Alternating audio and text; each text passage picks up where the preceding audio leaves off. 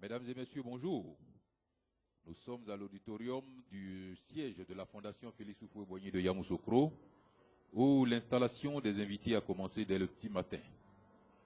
Nous sommes en compagnie de Lazara Kassaye et d'un consultant, Dr Koné Diak, juriste enseignant.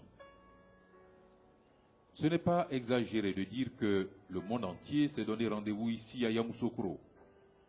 Et nous vous présenterons dans le détail les nombreux invités du président de la République. Mais notons d'entrée qu'en terre de tradition, Yamoussoukro, à l'instar de toutes les localités de l'ensemble de la Côte d'Ivoire, place cette cérémonie sous la protection et la bénédiction des anciens et des garants de nos us et coutumes. D'où la présence fort remarquable des chefs traditionnels. Lazare.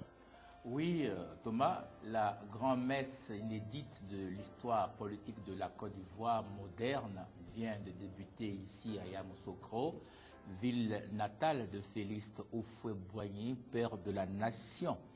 Yamoussoukro, qui a baptisé le candidat Alassane Ouattara, Alain Guesson, et l'a béni, a sorti le grand jeu.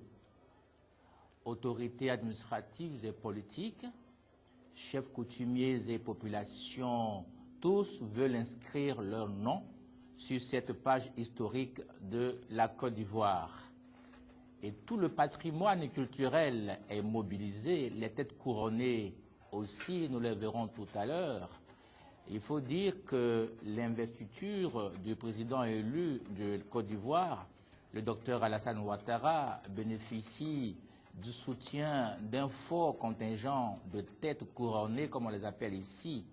Rois, princes et chefs coutumiers de Côte d'Ivoire ont fait massivement le déplacement de Yamoussoukro afin de prendre une part importante dans l'investiture du président. Une manière pour eux de montrer leur volonté à s'impliquer véritablement dans le processus de réconciliation et de paix.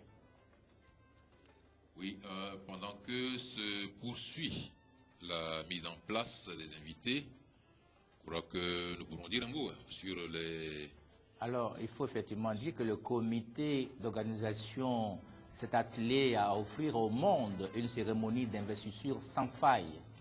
Par exemple, côté accueil, il faut signaler qu'un commando de 60 hôtesses exécute avec soin sa partition pour la réussite de la cérémonie. Et ces jeunes filles-là ont fait l'objet d'une sélection judicieuse.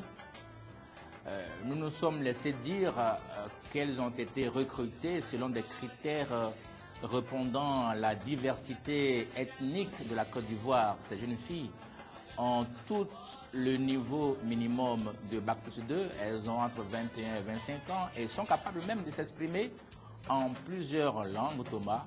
Et selon leur encadreur, les hôtesses se distinguent aussi par leur maîtrise des modes d'accueil traditionnels et légendaires de la Côte d'Ivoire. C'est une conjugaison de la tradition. Cette investiture, Thomas, se présente comme une cérémonie importante dans l'histoire de la Nouvelle-Côte d'Ivoire. Plusieurs invités de marque et de la diplomatie mondiale ont répondu présents.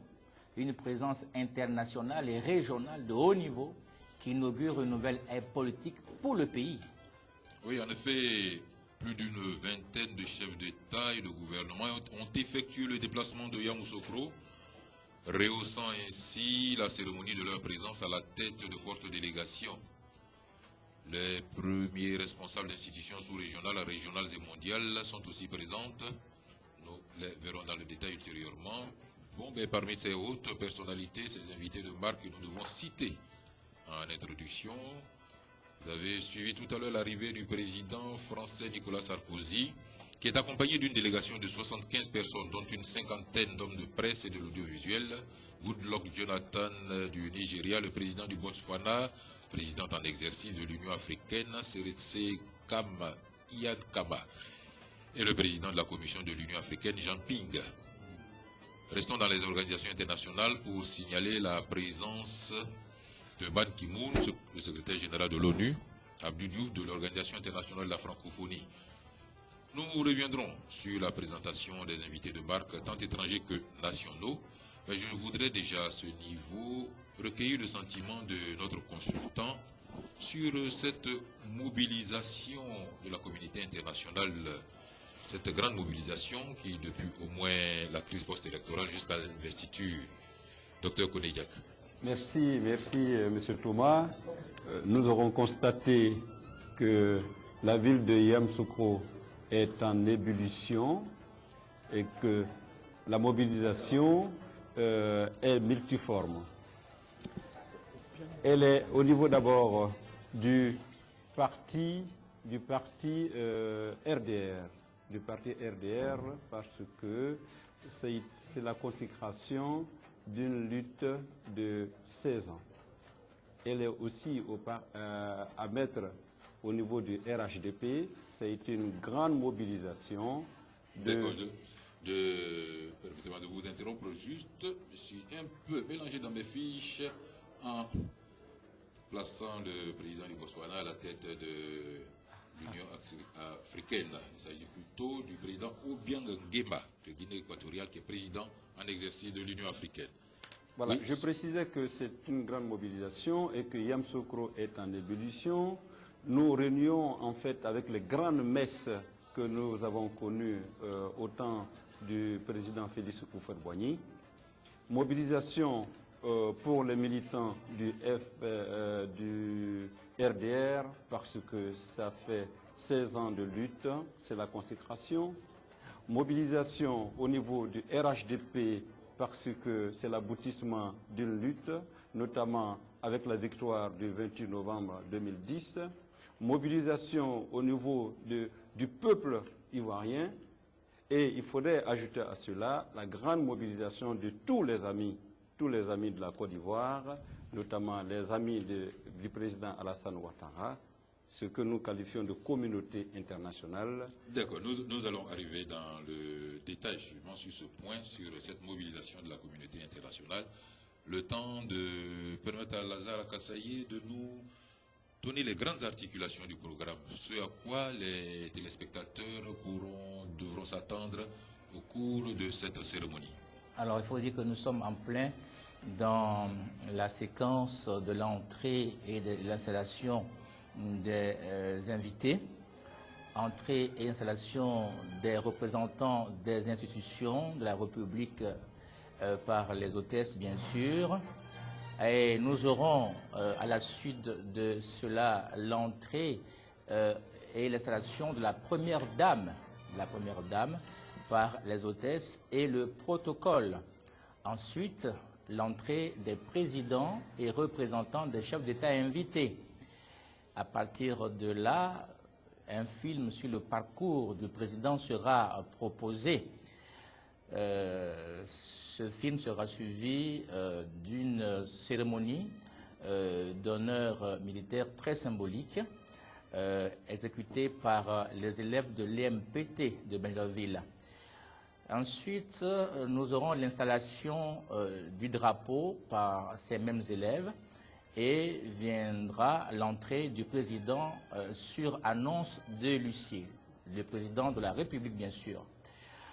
Après cette entrée solennelle du chef de l'État, nous aurons la libation par la chefferie traditionnelle, ce qui est la cérémonie traditionnelle de bénédiction de la cérémonie. Et c'est à partir de cette bénédiction que le maire de Yamoussoukro prendra la parole pour son mot de bienvenue. Et le point de départ, donc la cérémonie commence à ce niveau-là, avec la rélecture du procès verbal du Conseil constitutionnel par Madame le Grand Chancelier, suivi de l'élévation du président de la République au grade de grand maître de l'ordre national par le Grand Chancelier. Et c'est à partir de ce moment que nous entendrons le discours inaugural du président de la République. Suivra l'hymne national qui sera donc exécuté. Ensuite, évidemment, suivront les séances de félicitations. D'abord celle de la première dame à son époux et celle aussi des chefs d'État et représentants des chefs d'État invités. Suivi de photos de famille. Absolument, suivi de photos de famille. Et c'est donc, nous serons là, à ce moment-là, vers la fin de la cérémonie officielle, puisque le président de la République va quitter la salle de la cérémonie pour accompagner ses hôtes à leur voiture, à leur véhicule respectif, et que les chefs d'État invités vont également donc être raccompagnés, comme je le disais. Et c'est à ce moment-là que le président de la République va prendre place dans son commande-car pour passer en revue les troupes dans une cérémonie, dans une séquence de prise d'armes. Thomas. Oui, c'est sur même cette esplanade que vous voyez là que se déroulera cette prise d'armes lorsque le chef de l'État, comme vous l'avez dit, accompagnera ses invités de marque s'installer et forme républicaine. Là, on continue d'assister à l'arrivée des invités, aux personnalités. Alors, nous avons annoncé l'entrée des présidents et représentants des chefs d'État invités. C'est certainement ces invités de MAC qui font actuellement leur entrée sur l'esplanade de la Fondation Félix Houphouët-Boigny. Tout à fait, tout à fait. Alors, toujours Thomas, s'agissant du sens de cette cérémonie, il faut dire qu'Alassane Ouattara, c'est vrai, sera tout à l'heure investi solennellement président d'une Côte d'Ivoire qu'il souhaite rassembler. Son investiture intervient, il faut le rappeler également, après 6 mois d'une crise meurtrière provoquée par le refus de son rival d'alors, le chef d'État sortant Laurent Gbagbo, d'accepter sa défaite à la présidentielle de novembre 2010, ce qui a plongé le pays dans une grave crise et des violences qui ont fait près de 3000 morts.